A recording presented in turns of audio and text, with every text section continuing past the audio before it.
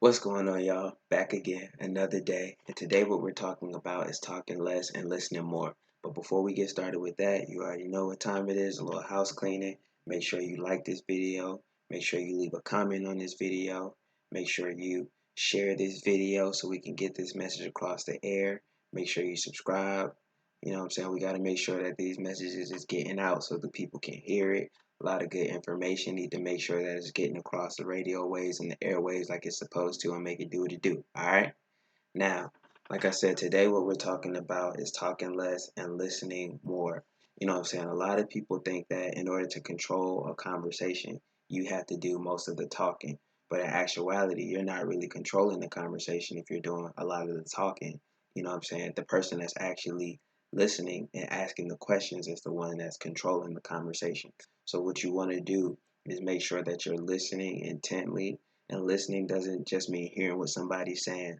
Listening actually means following their body language. You know what I'm saying? Taking a look at this person and making sure that their eyes are matching the message that they're trying to convey. Make sure that their body isn't fidgeting. All kinds of little things you want to look for when you're listening to somebody speak so that you can make sure that everything's on one accord. Because what you don't know, you ever had the feeling like you didn't trust somebody and you couldn't really figure out why? 9 times out of 10, that's because of congruency. So if somebody's saying, I'm very excited, but they look like this, then a red flag goes off in your brain because it's like, yeah, you're saying that you're excited, but you know, if somebody's generally excited, 9 times out of 10, they're going to be smiling. They're going to be, they're going to show emotion to let you know that they're excited. But if somebody just says, oh, yeah, I'm excited, immediately you think they're being sarcastic or, it's just going to raise a red flag. So you always want to make sure that when you're listening, you're not just hearing what somebody says, but you're paying attention to everything about what that person's saying. There's a great book by Joseph Navarro. It's called Everybody's Doing It or something like that. And it's just talking about little things you can look for in order to read body language and understand, what's going on. And this will help you out tremendously if you're dating. You know what I'm saying? If you're looking at the person that you're talking to and you pick up on little signs and you can, pretty much guess how they're feeling based on the way that their body is reacting to what you're saying, and women love that. Women love, see, the thing about women is they're very, very, very emotionally driven. And a lot of them don't like to say that because they think it's a bad thing. But you know what I'm saying, they're based on feelings, which is cool. So if you can intuit what a woman's feeling without, what I'm saying, making it obvious and overtly saying it, then what I'm saying, 9 times out of 10 you'll be able to penetrate her brain the way nobody else can, because you're hitting things that the average guy won't be paying attention to. Same thing in sales. You know what I'm saying? If you're working with the client and you're able to figure out what that client's pain point is and you can fit their need, then, 9 times out of 10 you're going to get that sale. A lot of people think sales is the guy with the big, out of shape suit, or Bernie Mac in Transformers, or the dad from Matilda. And a lot of people don't like salespeople, but that's because they haven't really met any true salespeople. I mean, you have those types of people in the industry, but 9 times out of 10, those are like dinosaurs. You know what I'm saying? They just talk their way through sales, or they listen to a Brian Tracy joint from like 1980, and they haven't, adapted to the times and change. Sales these days is driven on listening and serving needs. You know what I'm saying? You want to provide a service. You want to make sure that you understand what that person's needs are and you're meeting that need. So if you sit back and you listen instead of talking, and you ask a lot of questions and you make sure that you fully understand what this person's looking for, and then you give them what they want, you got the sale. You know what I'm saying? So, like I said, you definitely want to make sure that you're paying attention to actions, you're paying attention to words, you're making sure that it's congruent, meaning that whatever the person's saying, their body is agreeing in agreement with what they're saying.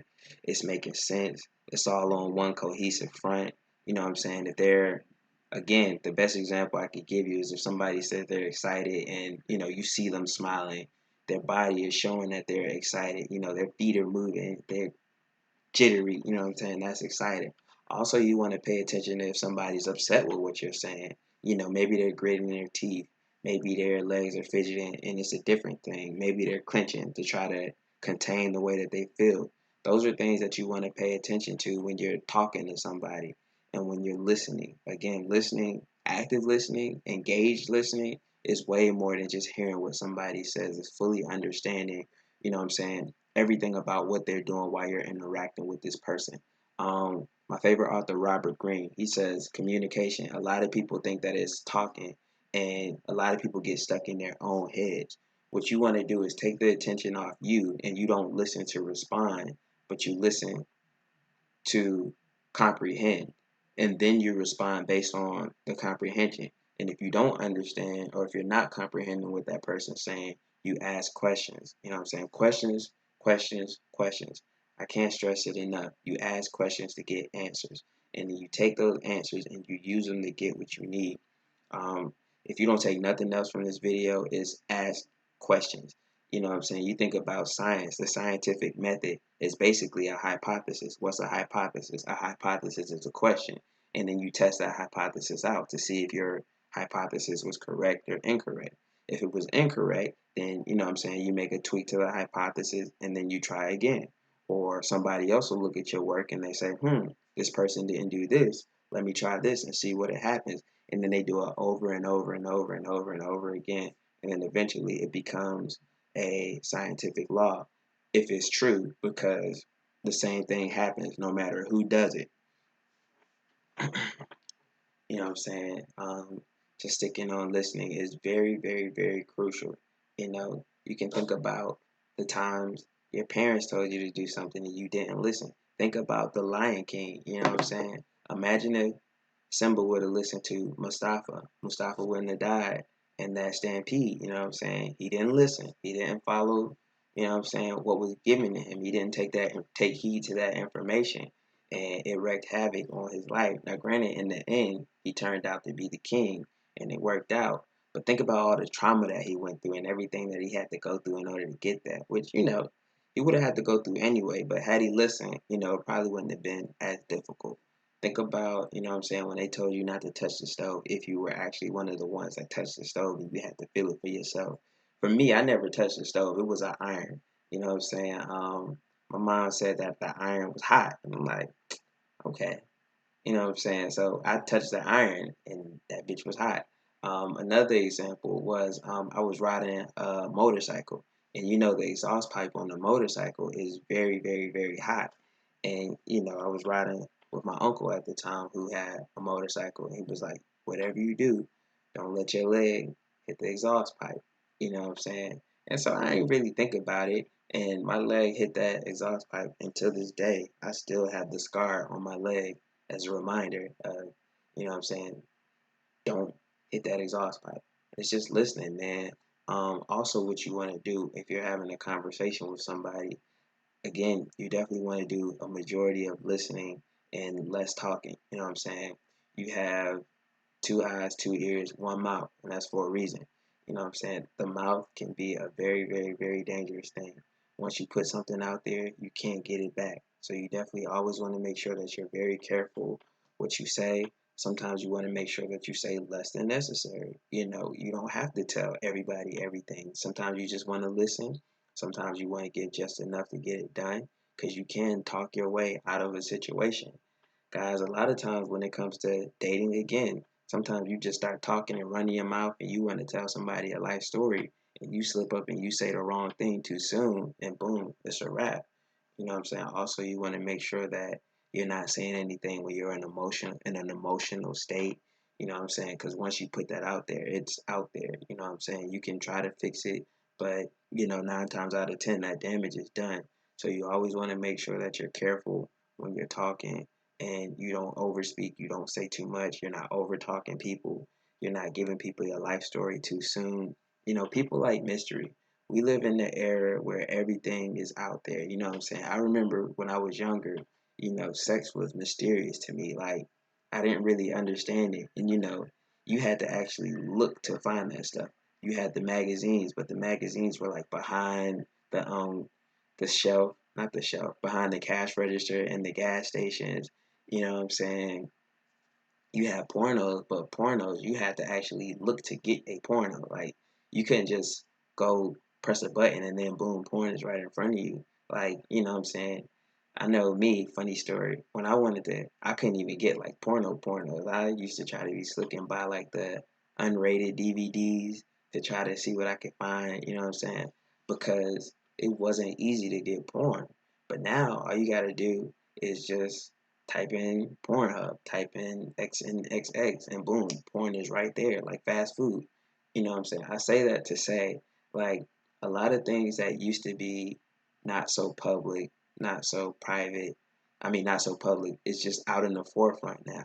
There's nothing. You can pretty much find anything that you want, you know. So if you're different and you're not overexposing yourself, you're not doing the most on social media, you know what I'm saying? And people don't know much about you. Now that's cool. Like that's a luxury now because everything's out there. So if you're not out there like everybody and everything else, you actually stand out.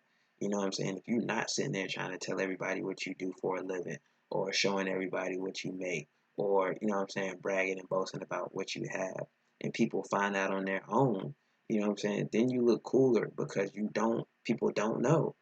And we live in a world where people know everything about everybody. It's a Google search. There's all kind of different um, skip tracing and back searching things you could do for like $15, and you can find out everything you want to know about somebody, their address, their social security, pretty much everything you can find out about somebody is on the internet, and it's not that hard to gain access to. What do you think these jobs be doing when they ask for your email address? You know what I'm saying? They don't have to ask for your social media no more. All they need is your name and your email address, and they can hunt you down because they have the software to do so. And if you give them your social security, it's a wrap. You know what I'm saying? So you just want to be cognizant of that. And that ties into, you know what I'm saying, talking too. Because what you say isn't just, you know what I'm saying, what you actually say out your mouth. Your social media is a representation of you. You know what I'm saying? You post pictures of things that you enjoy in your habit. And if somebody's intuitive, they can pretty much look at you and look at your page and figure out what you're about. And a lot of people get uncomfortable about that and they get mad and say, people, you're judging me. But it's the truth. You know what I'm saying? Unless you know what I'm saying, are a skater and you only post basketball pictures, 9 times out of 10 you're posting things that you're interested in, and people are looking at this and they're making judgments about you. It is what it is. You know what I'm saying? If you wear black Air Forces, people are judging you. If you wear a bunch of fitteds, people are judging you. If you wear right tees, people are judging you. If you wear suits, people are judging you. You know what I'm saying? People are going to judge you no matter what you do. So the best thing you want to do is try to control your narrative and control your image. You know what I'm saying? And you do that by not saying so much. The less you say, the less you do, the less you post, the more people have questions about you because you're not just putting it all out there. You know what I'm saying?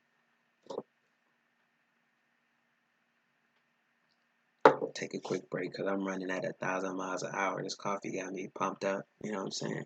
But basically, guys, listen more than you speak, think more than you react,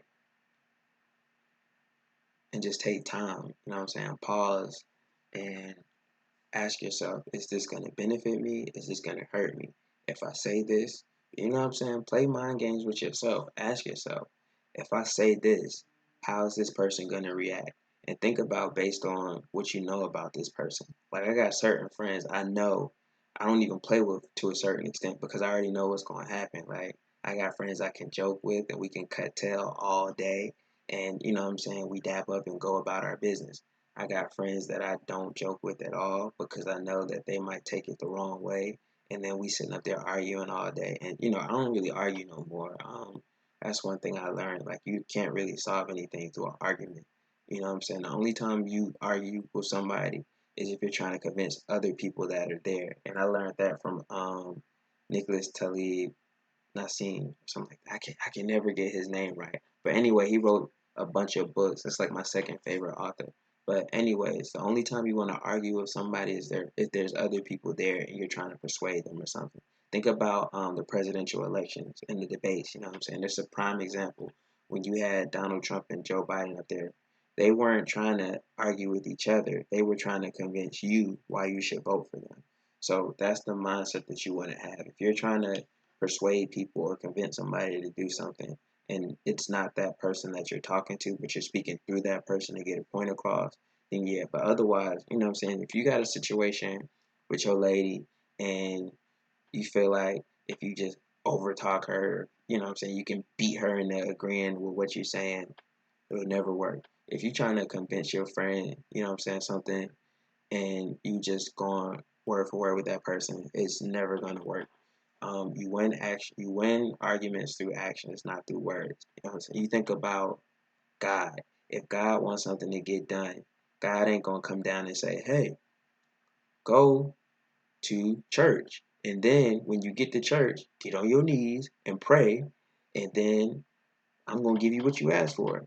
Nah, you know what I'm saying? You've never, 9 times out of 10, you haven't really heard God speak. God speaks through actionable items. You know what I'm saying? Things happen. If that's what you believe, then things happen, and you take that as the word of God, and then you act based on what you believe that to be. You know what I'm saying? You never saw God come down, tap you on your shoulder, and say, "Hey, this is what I need you to do." You might feel like somebody spoke through that God spoke through somebody, but God Himself has never came down, looked you in the eyes, and said, "Hey, do this." So it's a God-like power when you speak through your actions and not your words. And again, I got countless. And guys, I'm telling you this because I've had experiences where I've been arguing up and down, left and right, trying to convince people why, they shouldn't do this or why they should do that. And it never worked. But if you lead by example and you show them consistently over time, then, they'll ask questions. And then when they ask questions, you can explain it to them. Right back to questions. Questions, questions, questions.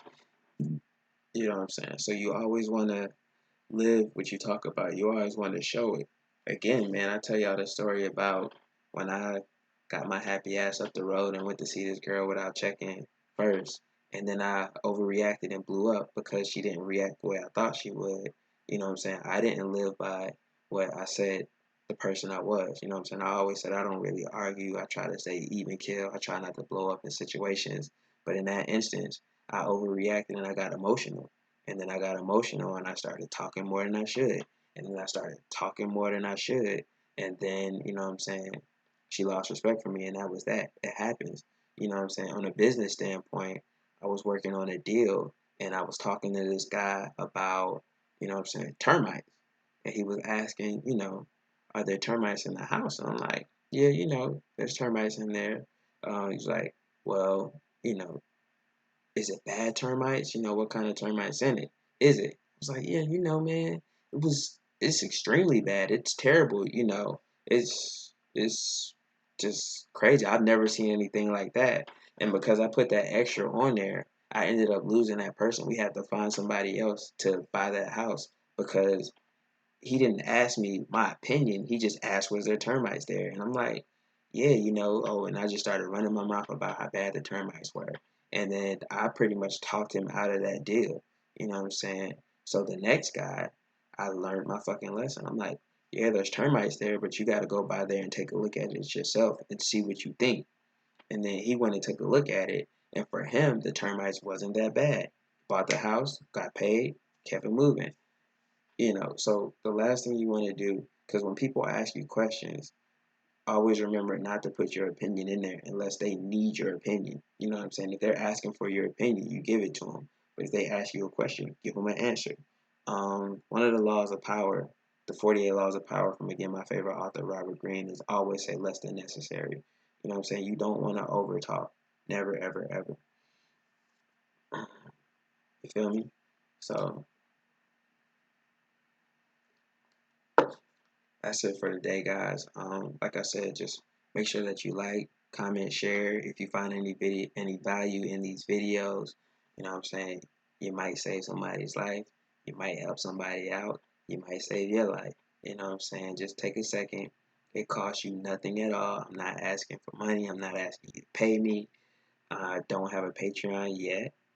You know what I'm saying? So drop a like, leave a comment, and share. All right.